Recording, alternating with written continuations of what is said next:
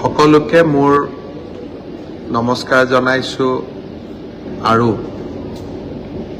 আপোনালোক সকলোকে আজিৰ দিনটোৰ অভিজ্ঞতাৰ বিষয়ে অকণমান ক'ব বিচাৰিছো।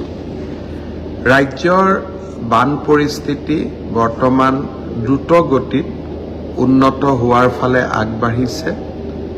ডিব্ৰুগড়, নিমাতী, গুৱাহাটী, ধুবুৰী, গোৱালপাৰা সকলো স্থানতে বৰ্তমান ব্ৰহ্মপুত্ৰ পানী বিপদসীমাৰ তলেদি বৈ আছে আৰু ইয়াৰ পৰা আমি এটাই অনুমান কৰিব পাৰোঁ যে বানপানীৰ যিটো দ্বিতীয় ৱেভ আছিল তাৰ পৰা আমাৰ ৰাইজে কষ্ট বা যিমানখিনি দুখ কষ্ট হ'ল তাৰ পৰা কিছু সকাহ পাব।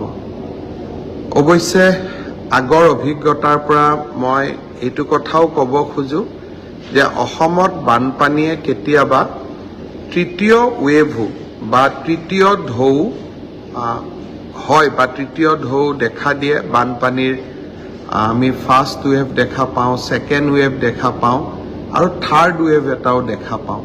সেইকাৰণে আমি সতৰ্ক হৈ থাকিব লাগিব আৰু বৰ্তমানৰ যিটো বান পৰিস্থিতিৰ উন্নতি হৈছে তাক আমি সাময়িক সকাহ বুলি ধৰি লৈ আমি সচেতন হৈ থাকিব লাগিব।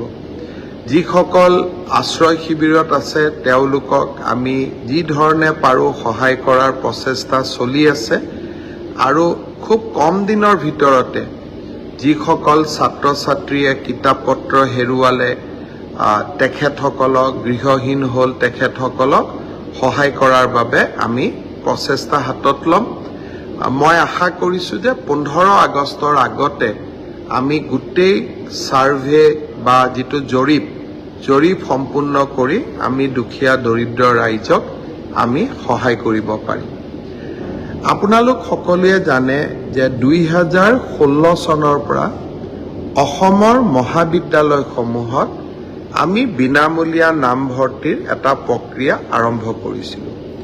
প্ৰথমতে আমি ফাৰ্ষ্ট ইয়াৰৰ ষ্টুডেণ্টক degree first year, higher secondary first year, post গ্ৰেজুৱেটৰ ফাৰ্ষ্ট ইয়াৰৰ ষ্টুডেণ্টক আমি বিনামূলীয়া নামভৰ্তিৰ সুবিধা দিছিলোঁ। পিছত ছাত্ৰ ছাত্ৰীৰ অনুৰোধৰ প্ৰতি লক্ষ্য ৰাখি আমি থাৰ্ড ছেমিষ্টাৰ আৰু ফিফ্থ ছেমিষ্টাৰতো আমি নামভৰ্তি বিনামূলীয়া কৰিছিলোঁ। মহাবিদ্যালয়সমূহৰ অধ্যক্ষসকলে আপত্তি কৰিছিলে যে তেওঁলোকে নামভৰ্তিত বিনামূলীয়া কৰাৰ বাবে বহুত টকা তেওঁলোকৰ ক্ষতি হয় আৰু চৰকাৰে যি ক্ষতিপূৰণ তেওঁলোকক দিয়ে সেইটো বহুত দিন পিছত দিয়ে বাবে মহাবিদ্যালয়সমূহ চলোৱাত অসুবিধা হয়।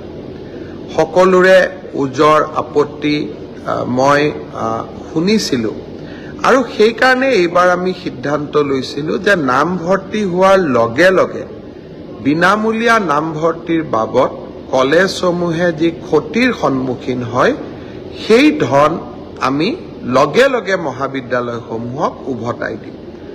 সমৰ্থ পৰ্টেলত এইবাৰ নামভৰ্তি হোৱাৰ কাৰণে কোন মহাবিদ্যালয়ত কিমান বিনামূলীয়া নামভৰ্তি হ'ল তাক স্পষ্টভাৱে আমি জানিবলৈ পাৰিছিলোঁ।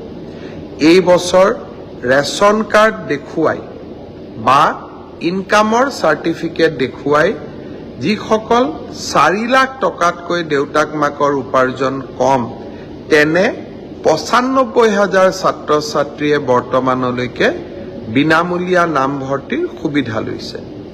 আজি সেই 95,000 ছাত্ৰ ছাত্ৰীৰ বিনামূলীয়া নামভৰ্তিকৰণৰ বাবদ আমি 60 কোটি টকা মহাবিদ্যালয়সমূহৰ অধ্যক্ষসমূহক দিছপুৰলৈ মাতি আনি আমি উভতাই দিওঁ।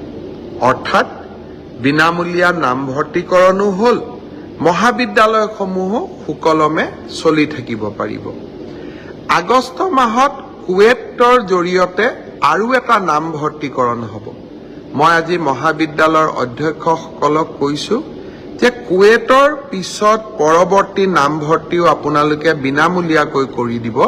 আমি 10 ছেপ্টেম্বৰত আপোনালোকক দ্বিতীয় কিস্তিও টকা আমি উভতাই দিম। ঠিক তেনেদৰে থাৰ্ড ছেমিষ্টাৰ আৰু ফিফ্থ ছেমিষ্টাৰত ডিগ্ৰী যেতিয়া নামভৰ্তি হ'ব, বিনামূলীয়া নামভৰ্তি হ'ব আৰু লগে লগে তাৰো ধন আমি মহাবিদ্যালয়সমূহক উভতাই দিম। আজি মই মহাবিদ্যালয়ৰ অধ্যক্ষসমূহক অনুৰোধ কৰিছোঁ যে মই যোৱাবাৰ বিনামূলীয়া নামভৰ্তিকৰণৰ কথা কওঁতে ফেচবুকত বহুতে কমেণ্ট দিছিলে যে মামা বিনামূলীয়া নামভৰ্তি যদিও হৈছে কলেজবিলাকে কিন্তু আমাৰ পৰা 600 টকা লৈছে, 1000 টকা লৈছে। আজি মই মহাবিদ্যালয়ৰ অধ্যক্ষসমূহক কৈছোঁ যে বিনামূলীয়া নামভৰ্তি মানে বিনামূলীয়া নামভৰ্তি। সৰস্বতী পূজাৰো পইচা, মেগাজিনৰ পইচাও অতিৰিক্তকৈ ল'ব নালাগে। আপোনালোকে যদি কাৰোবাৰ পৰা 600 টকা লৈছিলে, 1000 টকা লৈছিলে, এই টকাবোৰ যাতে গৈ পেলাই আপোনালোকে উভতাই দিয়ে। যোৱাকালি এই ধৰণে অতিৰিক্ত ছাত্ৰ ছাত্ৰীসকলৰ পৰা বিনামূলীয়া নামভৰ্তিকৰণৰ পিছতো অতিৰিক্তকৈ 600-1000 টকা লোৱাৰ বাবে আমি পূব বংশৰ কলেজৰ অধ্যক্ষগৰাকীক চাকৰিৰ পৰা নিলম্বিতও কৰিছোঁ।